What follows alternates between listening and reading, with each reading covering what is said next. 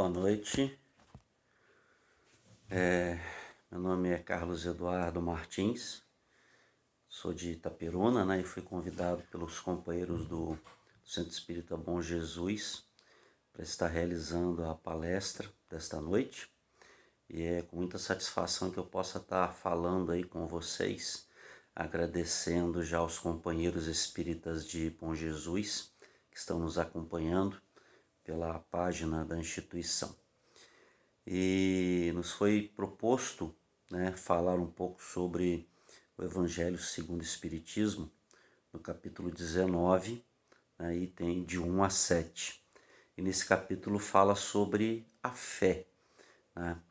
Então, nós vamos iniciar o nosso estudo com a leitura da página do livro Pão Nosso, a leitura número 40, que é em preparação. Pedi licença a vocês para ler. Diz o Senhor: poroi as minhas leis no seu entendimento e em seu coração as escreverei. E eu lhes serei por Deus e eles me serão por povo. Paulo, Hebreus 8, 10. E a leitura. Traduziremos o Evangelho em todas as línguas, em todas as culturas, exaltando-lhe a grandeza, destacando-lhe a sublimidade, semeando-lhe a poesia, comentando-lhe a verdade, interpretando-lhe as lições, impondo-lhes ao raciocínio, aprimorando o coração e reformando a inteligência, renovando leis, aperfeiçoando costumes e aclarando caminhos.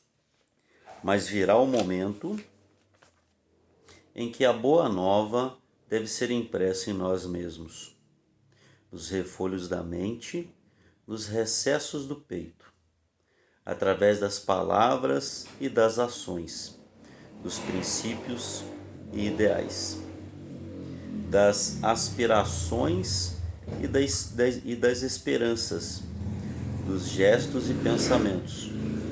Porque, em verdade, se o céu nos permite espalhar-lhes a divina mensagem no mundo, um dia exigirá nos confortamos em traduções, um dia exigirá nos convertamos em traduções vivas do Evangelho na Terra.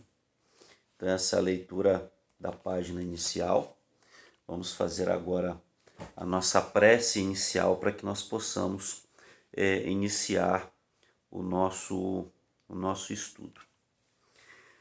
Mestre amado Jesus, nós agradecemos a oportunidade de estarmos nesse ambiente, que seja num ambiente doméstico, mas exaltando os seus ensinamentos, para que possamos contribuir com o seu trabalho na terra, de edificação de almas, a começar por nós mesmos, e compartilharmos esses ensinamentos com os nossos irmãos, mesmo não havendo a presença física, mas que, com a vontade do Pai Celestial, nos permite, através dos meios de comunicação, realizar essa aproximação de forma cristã.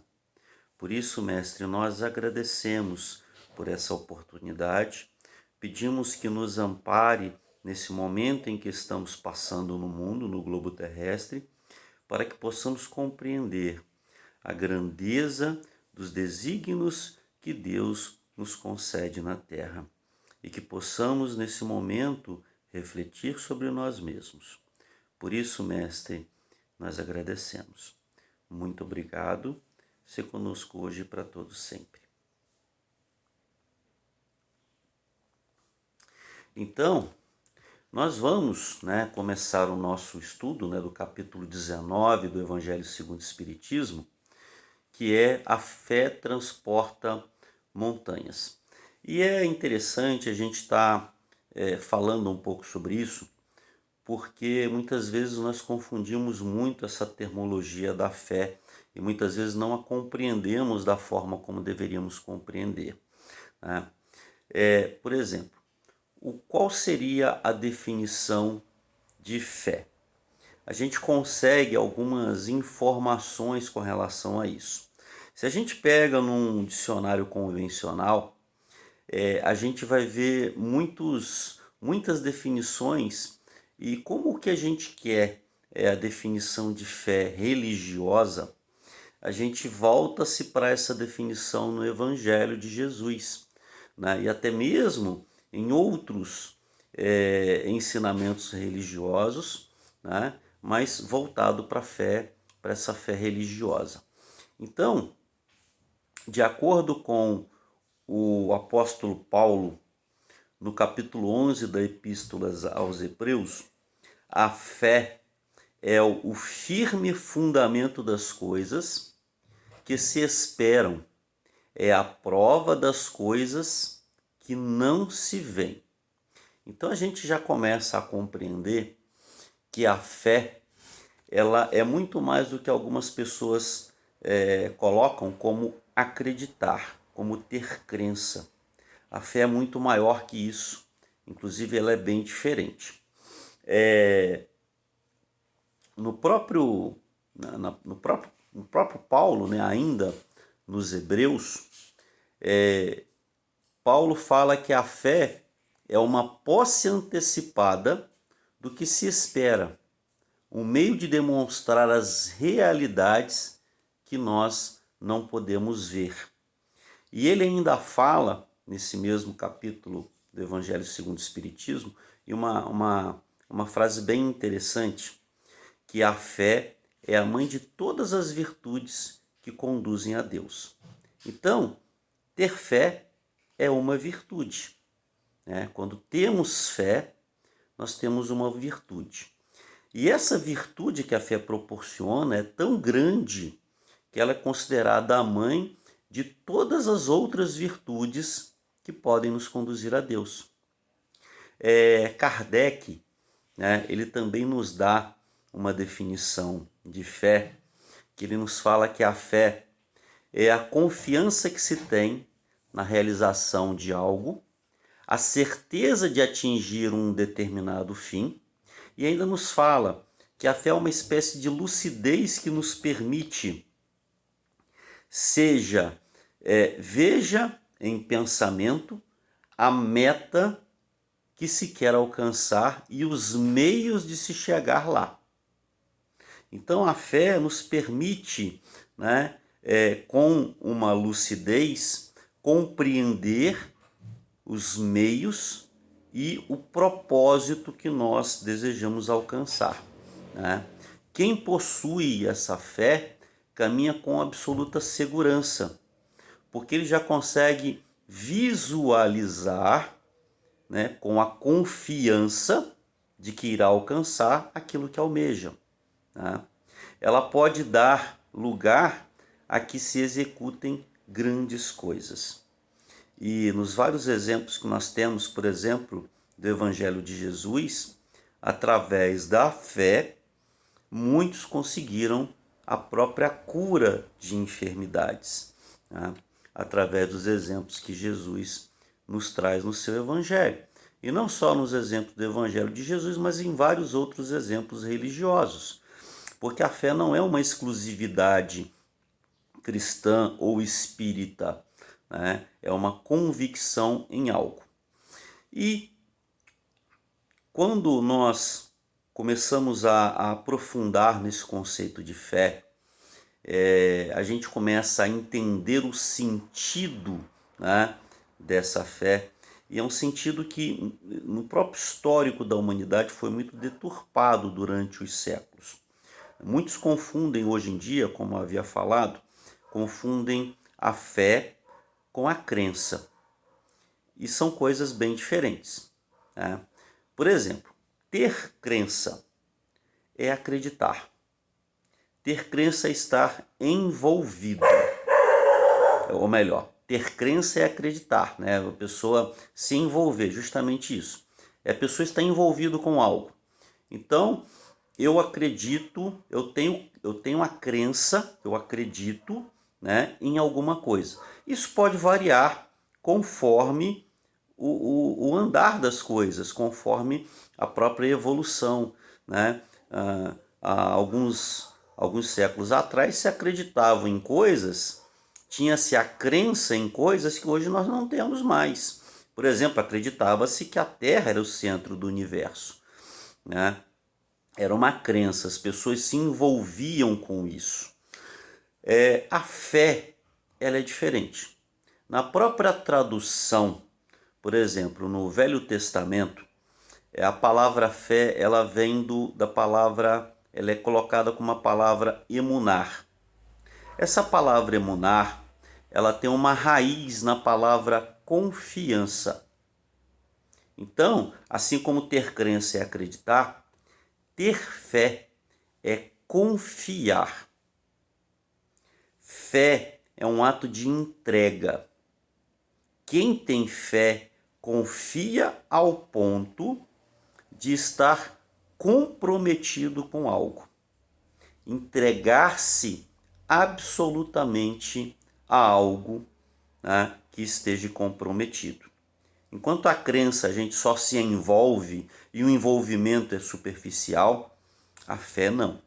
A fé nós nos entregamos absolutamente àquilo. Então, como é que a gente poderia definir o que é ter fé? O que seria uma pessoa que tem fé, né? Ao contrário da pessoa que tem crença. Ter fé, né? Isso são palavras de Emmanuel, da obra O Consolador, psicografia de Chico Xavier. Ter fé é guardar no coração a luminosa certeza de Deus. Não é crer em Deus, é confiar em Deus, né? Ter a certeza de Deus. Certeza que ultrapassa o âmbito da crença religiosa, fazendo o coração repousar numa energia constante de realização divina da personalidade.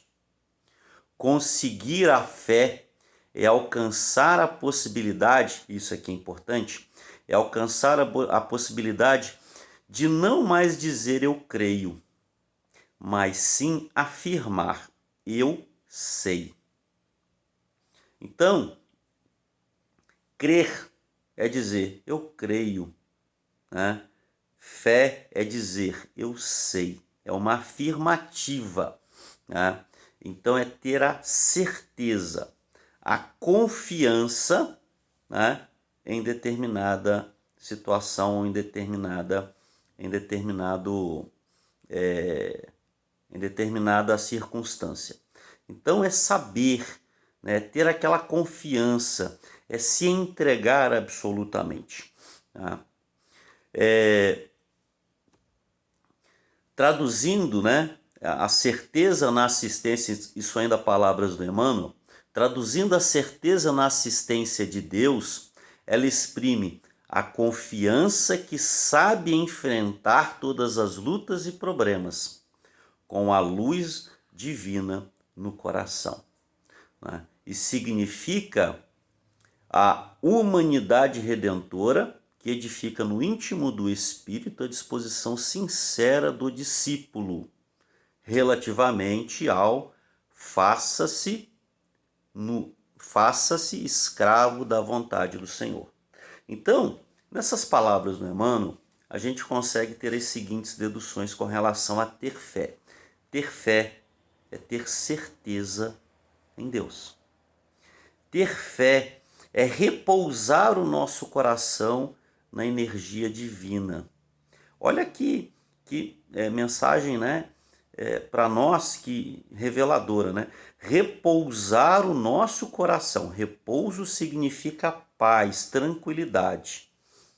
Tranquilizar o nosso coração na energia divina de Deus. Isso é ter fé, né? É a certeza da assistência de Deus.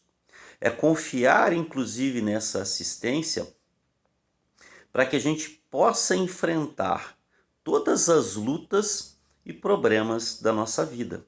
Interessante que nesse capítulo, né, do Evangelho segundo o Espiritismo, que é intitulado A Fé Transporta Montanhas. E essas montanhas justamente são esses problemas da nossa vida, essas dificuldades. Foi uma metáfora que Jesus coloca para que nós possamos identificar as montanhas existentes nas nossas vidas, que são os nossos problemas, as nossas dificuldades. E quando ele associa isso à fé, é justamente ter a certeza na assistência de Deus, né? E a confiança que nós conseguiremos enfrentar todas as montanhas, todos os problemas que estão na nossa vida. Isso é ter fé.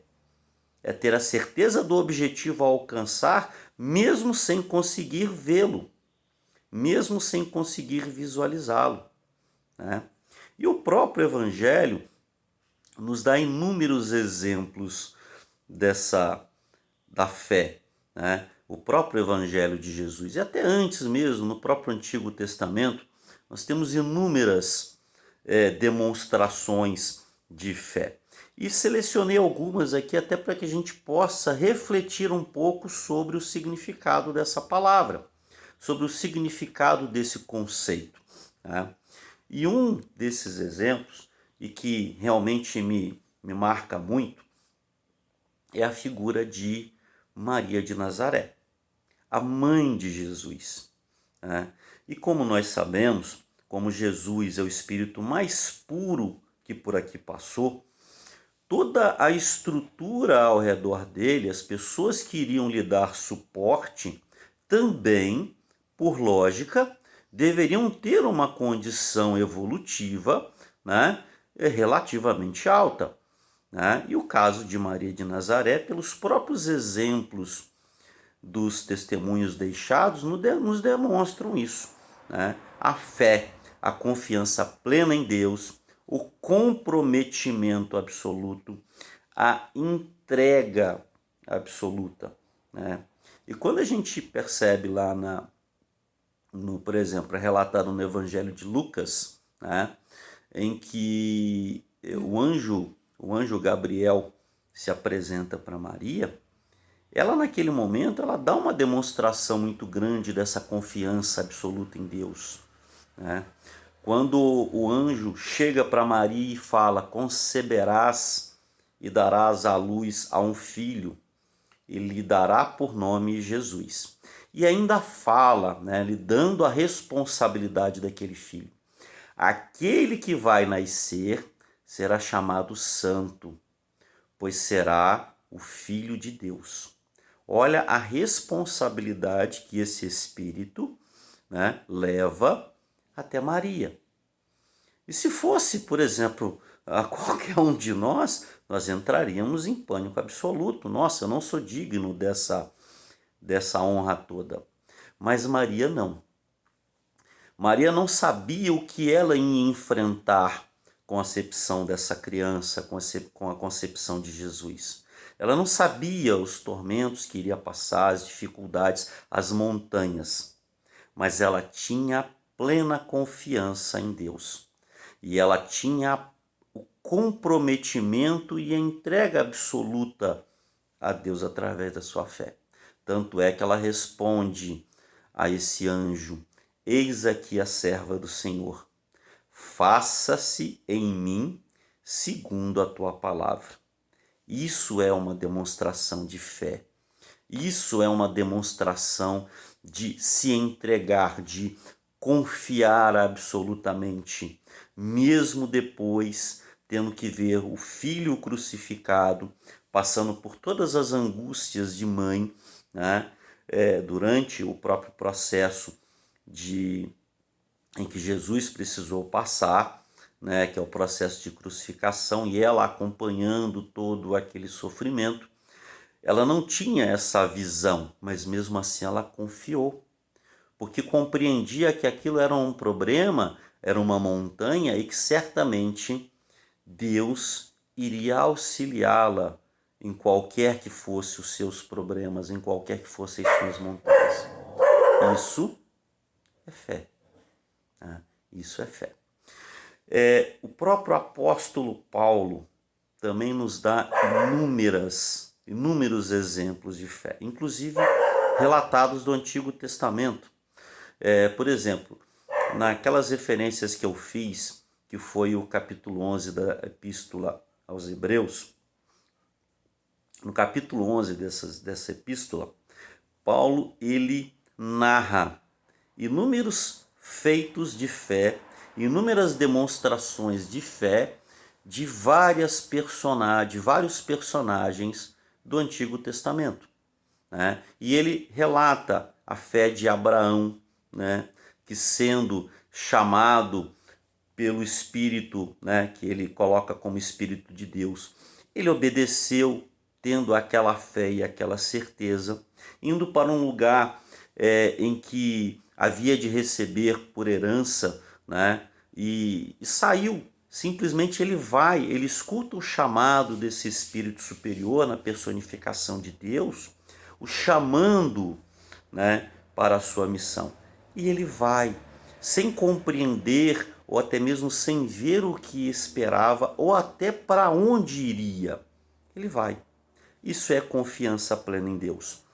E cita inúmeros outros exemplos de vários personagens do Antigo Testamento, o próprio Moisés, a fé de Moisés, que Paulo cita também nessa epístola, que deixa todo o Egito com toda a sua glória, né, sendo ele tomado como o filho da filha do faraó, né, no qual o recolhe, né, e toma como filho, e ele deixa toda essa estrutura de luxo, né, e nem mesmo temendo a ira do faraó, ele preferiu ficar firme junto ao seu povo de origem, né? Sendo inclusive como um invisível perante a glória, perante as pompas do mundo. Ele optou por isso, mesmo sem saber o que o aguardava. Mas ao ouvir um chamamento do seu povo, né, ele deixa toda essa glória, né, sem temer revoltas por parte do povo egito, e que certamente houve, mas simplesmente ele foi, se entregou, confiou plenamente. Então são alguns exemplos que nós temos. E o próprio Evangelho de Jesus como um pedagogo por excelência, ele também nos permite presenciar e nos dá inúmeros ensinamentos que reforçam o conceito de fé. Eu selecionei 2 desses conceitos aqui para que a gente pudesse compreender um pouco mais, né, que me marcam bastante. São conceitos de fé que com certeza marcam qualquer pessoa que estão aí lendo o Evangelho. Um deles está no Evangelho de Marcos, capítulo 5, versículos de 25 a 34, que nos narra a história, né, de uma mulher, é colocada como uma mulher hemorroíça, né? E essa mulher, como nos narra o Evangelho de Marcos, ela tinha um problema orgânico muito sério, ela tinha um fluxo menstrual constante, isso é, ele não cessava, e ela já sofria dessa doença há 12 anos. Então, durante 12 anos, essa jovem mulher, passava por essa situação, né, que gerava uma situação muito complicada para ela. É interessante a gente tentar entender um pouco como era a estrutura social da época em que essa história é contada. Só para a gente entender, na época de Jesus, existiam certos conceitos sociais muito preconceituosos. E a própria relação à mulher, a mulher era muito preconceituosa, tinha muito preconceito com ela, né? Então, assim, a mulher, por exemplo, era considerada um ser inferior ao homem. Por isso que nós temos ainda toda essa tradição, né, de que mulher ganha menos, de que mulher é menos valorizada, que ainda persiste nos dias de hoje. Então tudo tem um pouco a ver com essa cultura que nós trouxemos. Então a mulher era inferiorizada. A mulher era considerada um ser inferior ao homem. E em determinados momentos da vida da mulher, ela era considerada até mesmo impura, que era proibido de ser tocada por homens, porque se o homem tocasse a mulher nesses momentos, esse homem também seria considerado impuro. E um desses momentos em que a mulher era considerada impura, que não poderia nem mesmo ser tocada, era durante o ciclo menstrual. Então, uma mulher que estava durante um ciclo menstrual, que nós sabemos são alguns dias durante o mês, nesse período ela era considerada impura. Essa jovem, durante 12 anos, tinha ciclo menstrual constante, isso é, não cessava. Então, durante 12 anos, ela era considerada impura, à margem da sociedade, como se tivesse uma doença contagiosa incurável, né? E ela, com certeza, tinha alguns recursos, porque no próprio Evangelho nos relata que ela padecia muito com muitos médicos, ela ia a alguns médicos, né? E esses médicos acabavam por tirar-lhe o dinheiro que ela tinha, mas nada conseguiam fazer para resolver esse problema de saúde. E foi aí então que essa jovem ouviu falar que Jesus iria passar por ali, iria estar passando pela localidade, pela cidade onde ela se encontrava, tá? E dessa forma, o que ela fez? Ela teve a confiança plena, entregou-se plenamente, completamente à fé em Jesus, tá? Então o que ela fez? Ela se escondeu atrás da multidão e ela ficou no caminho de Jesus para que Jesus pudesse passar por ela, Jesus e a multidão pudesse passar por ela. E ela toca nas suas vestes. E é interessante isso, porque segundo a tradição judaica, se essa mulher na condição que ela estava tocasse, né, o corpo de Jesus, a mão, o rosto ou qualquer outra coisa, o próprio Jesus seria considerado impuro, porque pela tradição, pelo conceito existente na época, uma mulher nessa condição era considerada impura e qualquer um que a tocasse também era considerado impuro durante um determinado tempo. Então, até para evitar esse contraste, né, e essa situação desagradável com relação a Jesus, ela tem a confiança, ela tem a fé que se ela tocasse apenas na sua veste, na ponta da sua veste, até para evitar um constrangimento a Jesus, ela teria a confiança de que seria curada. E ela realmente o é, né? E Jesus, né, logo que sentiu, né, aquela situação, porque a jovem, assim que tocou nas vestes de Jesus, ela se curou. Ela sentiu uma energia dentro dela e secou a fonte do seu sangue e sentiu que o seu corpo já estava curado daquele mal. E lógico que Jesus percebeu isso. E ele não queria deixar passar essa demonstração de fé. Ele não queria deixar passar esse exemplo para os seus seguidores. Então, Jesus, conhecendo que a virtude ali saíra dele, ele voltou-se para a multidão e disse: quem me tocou? Quem tocou minhas vestes? E os discípulos que estavam ali, principalmente Simão Pedro, na sua característica bem pontual, né? Mestre, vê que a multidão nos aperta, né? Todos te tocam, né? Como pergunta quem te tocou? A multidão toda está te tocando.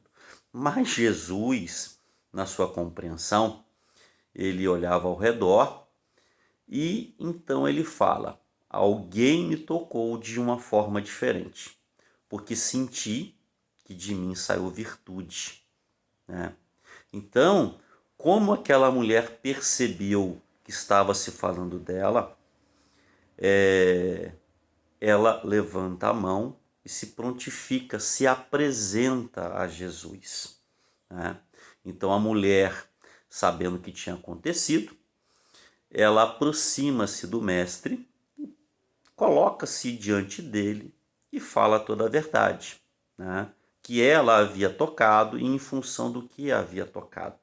E consegue, através da sua fé, da sua confiança absoluta, do seu comprometimento, consegue vencer aquele obstáculo, né? Transportar aquela montanha. E Jesus não podia deixar isso passar em branco. Ele volta-se para a mulher e a chama de filha. É a primeira vez que Jesus trata uma pessoa com tamanha dedicação. E ele fala algo também que é diferente nos outros casos. Ele fala: filha, tua fé te salvou. Normalmente, em outras situações, ele fala: tua fé te curou. Mas nesse é diferente. Ele fala: tua fé te salvou. Vai em paz e se cura deste teu mal. Então isso é uma demonstração de fé que Jesus nos coloca, né, e que serve de exemplo para todos nós, que é a confiança plena em Deus, a confiança plena de que iremos conseguir solucionar aquele problema, mesmo sem ter uma visão à frente do que vai acontecer. Isso é fé. Um outro exemplo, né, que nos fala de fé, e esse é até interessante, porque como eu falei anteriormente, a fé ela não está ligada a um conceito religioso A ou B, né? Na verdade, a gente vai ver lá na frente, nos conceitos de fé, a fé ela pode estar ligada a qualquer pessoa e a qualquer coisa. Só que a fé que edifica é aquela que nós temos a convicção em coisas reais, em coisas que nos elevam espiritualmente. Mas ela não tem distinção de religião, né? E um exemplo disso está num evangelho, num item, né, numa passagem do evangelho, numa passagem de Jesus que nos é retratada no evangelho de Lucas, no capítulo 7, versículos de 2 a 10. Que ele nos fala, né, de uma passagem de um centurião cujo servo estava passando por uma enfermidade muito difícil, né? Eu vou pedir permissão aqui para vocês, para que eu possa ler a narrativa e depois a gente vai comentar essa narrativa. E o servo de um centurião, a quem este muito estimava, estava doente e moribundo. E quando ouviu falar de Jesus, enviou-lhes uns anciões dos judeus, rogando-lhe que viesse curar o seu servo. E chegando eles junto de Jesus, rogaram-lhe dizendo: é digno de que lhe conceda isso, porque ama a nossa nação e ele mesmo edificou a sinagoga. E Jesus foi então com esses representantes, mas quando já estava perto da casa, o centurião lhe envia mais um grupo de amigos, dizendo-lhe: Senhor, não te incomodes, porque não sou digno de que entres em minha casa. Dize, porém, uma palavra, e meu criado sarará, porque também eu sou homem sujeito à autoridade e tenho soldados sobre o meu poder. E digo isso, e digo a um: vai, e ele vai, e a outro: vem, e ele vem. E ao meu servo: faze isso, e ele faz. E ouvindo isso, Jesus maravilha-se diante dele. E voltando-se para aquela multidão que estava com ele, né, que o seguia, ele afirma: digo-vos que nem ainda em Israel tenham achado tamanha fé. E voltando-se para a casa aqueles enviados do centurião, quando chegaram lá, encontraram o servo que estava doente, encontraram ele curado. E aí é interessante essa narrativa. Por quê? A Galileia, onde se passa essa narrativa, era um povoado relativamente pequeno, em torno de 1.000 habitantes. Tá? E o centurião, ele não era judeu. O centurião é um soldado de cidadã romana. Então o centurião ele era romano. O centurião ele tinha a visão ali de um conquistador, porque Roma conquistava as províncias, né, próximo delas, inclusive a Galileia. Então o centurião ele era um conquistador, ele era uma autoridade que estava ali para exercer a sua função, né, sobre o comando de uma centúria de 100 homens. Só que, apesar de ser uma pessoa de cultura religiosa diferente dos judeus da Galileia, de uma cultura social diferente dos judeus da Galileia, ele mesmo assim era uma pessoa de bem.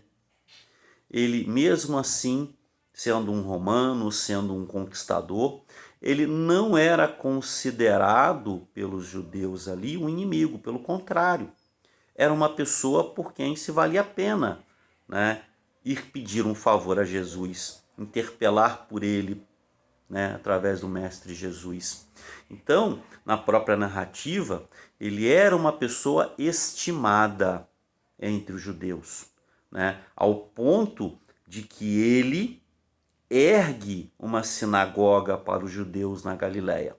E, inclusive, o criado cujo o pedido foi feito para curá-lo, era alguém a que ele devotava uma amizade.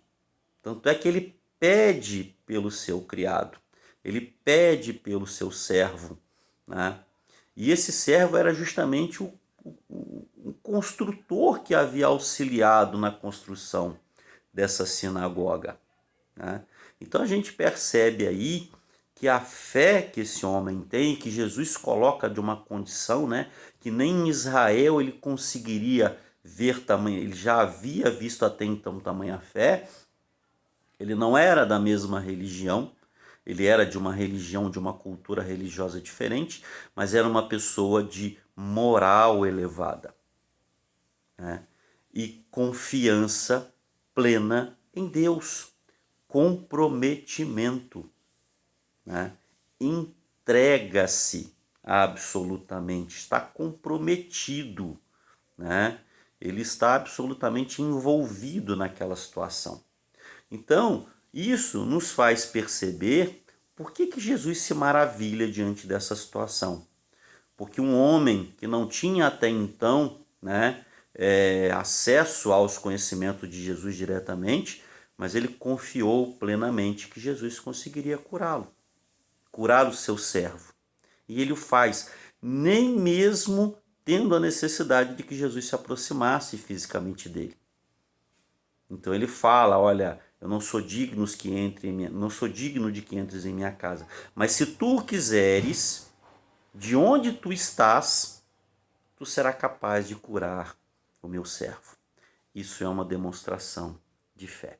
Isso é uma demonstração de confiança plena em Deus, de comprometimento. Então, como nos fala Emmanuel, a fé é a sublime virtude que é construída no mundo interior, né, nos tornando operários de nós mesmos. A fé, ela é uma conquista íntima, é algo que nós trabalhamos em nós mesmos através dos nossos conceitos morais para que nos tornemos pessoas melhores, para que nós possamos confiar plenamente em Deus. Tá? E ele ainda nos fala que a fé não se faz possível quando nos deixamos levar pelas ansiedades terrenas, como os enganos, como as ambições, né? As ambições inferiores ligadas exclusivamente à matéria, que acabam minando a nossa confiança em Deus.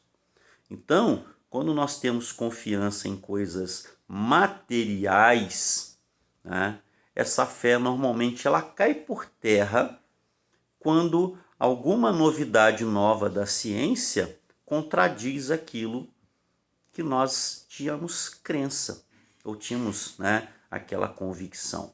Então, quando nós dedicamos e colocamos a nossa fé em coisas espirituais, nós estaremos envolvidos, de uma forma muito mais efetiva, nos aspectos de elevação moral. E aí é interessante, até para a gente colocar aqui na questão que o Evangelho nos ensina, nós temos algumas variações da fé. Que variações são essas? Por exemplo, nós temos aquele tipo de fé que nós chamamos de fé vacilante. É a crença, é a entrega, só que muitas vezes nós acabamos nos deixando vacilar com aquilo. E o próprio Jesus, ele nos dá alguns exemplos disso, Quando ele veio ao encontro do povo, o homem se lhe aproxima, lançando-se de joelho aos seus pés, isso inclusive está no Evangelho, e diz: Senhor, tende piedade do meu filho, porque ele é lunático. Ele sofre muito, pois cai muitas vezes no fogo, muitas vezes na água. Eu lhe apresentei aos seus discípulos, os discípulos de Jesus, entre os 12 apóstolos, mas eles não puderam curá-lo. E Jesus respondendo para esse homem, e com certeza os discípulos também ouviram: ó raça incrédula e depravada, até quando estarei convosco? Até quando vos sofrereis? Traz-me aqui esse menino. E trazendo aquele menino, Jesus retira aquele espírito que está com ele e o menino sai, curado, vamos dizer assim. No mesmo instante ele fica curado, ele fica são. E os discípulos se questionaram: mas, mestre, por que nós não podemos expulsar aquele espírito? E Jesus fala: por causa da vossa incredulidade. Pois em verdade vos digo, se tivesses a fé do tamanho de um grão de mostarda, pediria essa montanha que se transporte daqui para lá, e ela iria. Resolveria os problemas pela confiança, pela confiança absoluta e plena em Deus. E muitas vezes essa confiança falha. Um exemplo muito típico disso: quantos de nós não passamos por situações de falta de fé diante dessa pandemia que assola o planeta? Mesmo nós compreendemos que há um mundo que está se transformando num mundo de regeneração, e muitos de nós muitas vezes nos questionamos: poxa, por que isso está acontecendo? Por que Deus está permitindo isso? E isso, de certa forma, é uma forma de nós vacilarmos a nossa fé. Então, nós, em determinados momentos, nós temos vacilos dessa confiança plena em Deus. Isso é normal ainda de acordo com a nossa condição, Por nós ainda permanecermos na condição de seres humanos ainda imperfeitos, nós vacilamos a nossa confiança plena em Deus. Os próprios discípulos de Jesus vacilaram a sua fé em alguns momentos. Vale lembrar, por exemplo, que Simão Pedro negou Jesus por 3 vezes, no momento de maior sofrimento em que Jesus foi preso. Isso é uma fé vacilante, que até então existia-se toda a confiança, inclusive o próprio Pedro fala, que daria a vida por Jesus se algo lhe acontecesse, mas no momento decisivo, Pedro vacila e nega a Jesus. Se a gente analisar na própria biografia de outros companheiros, até mesmo da nossa época, o Chico Xavier, na própria narrativa, e vimos inclusive isso no filme, inclusive no Pinga Fogo, em que ele ao vivo dá essa narrativa, de que ele, ao entrar num avião para fazer uma viagem, o avião começa a ter algumas oscilações, uma turbulência, e começa a trepidar muito, e nesse momento o Chico vacila a sua fé, e ele começa a clamar: valei-me Nossa Senhora, e causando inclusive um grande pânico para as pessoas que estavam ali e o conheciam.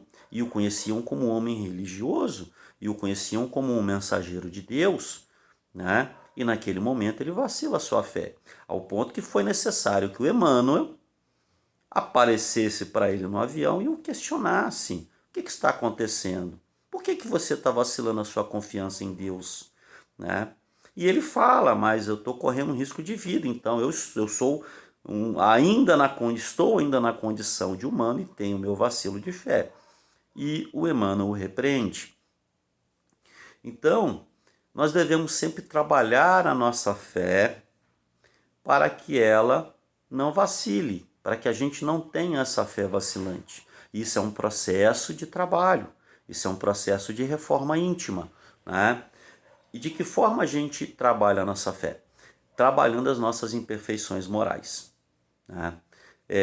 Questionando onde devemos depositar a nossa fé. Se nós devemos depositar a nossa fé nas coisas materiais ou nas coisas espirituais. Tudo que é material é vacilante e perecível, mas tudo que é espiritual, né, nós teremos sempre uma forma muito mais segura de trabalhar a nossa fé. Tá? Então é importante que a gente não vacile a nossa fé, não tenhamos a fé vacilante, ou melhor, trabalhemos para que essa fé vacilante não nos derrube, né? Não nos faça cair da nossa condição de espírito que estamos trabalhando para nos melhorarmos. Existe uma outra característica da fé que nós chamamos de fé cega. Essa fé cega, ela chega em alguns momentos a ser até mesmo perigosa. É uma confiança plena? Mas não em questões de elevação moral. É a fé plena em questões muitas vezes materiais. Ou até mesmo é a fé plena em algumas ilusões que nos são colocados. E essa fé cega é aquela fé que aceita sem verificar. É aquela fé que não questiona, entrega-se absolutamente, plenamente a algo em que nós não compreendemos e não questionamos e não verificamos de uma forma adequada. Lógico, nós temos fé em Deus e não conhecemos Deus, mas nós conhecemos a representação de Deus em Jesus, que foi um dos vários emissários que Deus nos envia para compreender os seus desígnios. É diferente, né? E são desígnios de ordem moral elevada. Agora, aquelas pessoas que acreditam em qualquer coisa sem questionar as próprias questões morais, elas podem até mesmo serem conduzidas a processos de fanatismos. Aquela crença cega, aquela fé cega, que pode gerar até mesmo complicações muito graves para aquele espírito. Vale a pena a gente lembrar, e muitos lembram disso, né? Do atentado que nós tivemos nos Estados Unidos em 11 de setembro, há alguns anos atrás. Aqueles companheiros, né, que se diziam lá do Estado Islã, eles tinham uma fé cega de que ao realizar tal ato, eles seriam recebidos nos céus como verdadeiros espíritos purificados. Seriam recebidos no céu como heróis, né? Que teriam lá um banquete à sua espera, que teriam, né, vários benefícios com relação àquela atitude que eles tiveram de matar um grande número de pessoas cometendo aquele ato. Tá? Então, nós compreendemos que a fé cega, e muitas vezes colocada por uma pessoa que quer manipular, ou por um grupo de pessoas que tenham interesses próprios, e se nós não questionamos, se colocamos a nossa fé em coisas materiais, muitas vezes nós iremos nos deparar com situações como essa. E existe a fé raciocinada. A fé raciocinada é o que todos nós devemos nos embasar. Por quê? porque ela é a fé que usa a razão como base, né? E ela também é chamada, né, de fé inabalável ou fé raciocinada, que é aquela em que nós podemos encarar frente a frente a razão em todas as épocas da humanidade. Então, essa fé é a fé que nos retira o sofrimento, que nos ameniza a dor. Por quê? Porque nós compreendemos o motivo pelo qual nós estamos sofrendo. Nós compreendemos o motivo pelo qual estamos passando por aquela dor, porque ela é raciocinada e nos coloca a condição de martízes de nós mesmos. Nós cometemos as nossas próprias faltas e somos, consequentemente, responsáveis pelos nossos próprios sofrimentos. Então, a fé raciocinada, ela nos possibilita compreender que a pandemia que estamos passando é reflexo dos nossos próprios erros, do passado ou até mesmo do presente, tá?